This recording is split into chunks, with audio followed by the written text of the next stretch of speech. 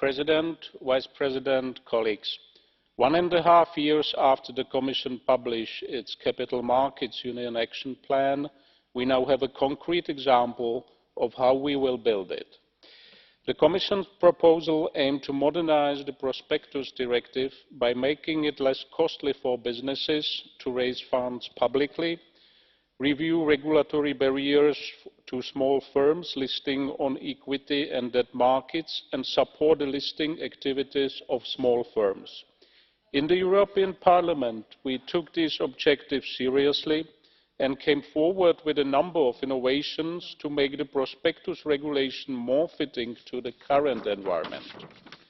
These included increasing the thresholds under which issuers would benefit from exemptions from the regulations, as well as the concept of an EU growth prospectus, a lighter regime which will help facilitate cross-border issuances for smaller companies.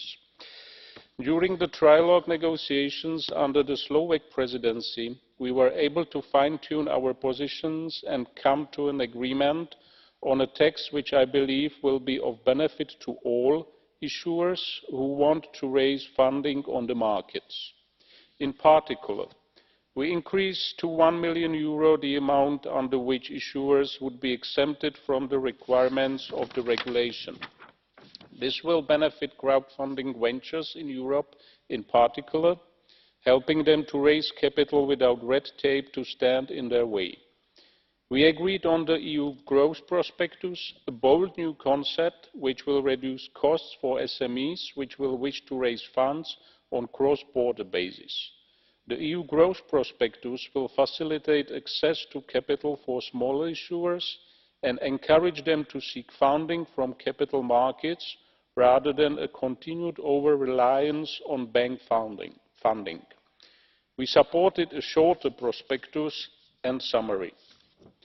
Under the new regime, we will reduce costs for issuers and increase readability and relevance of information for investors, leading to increased investor protection.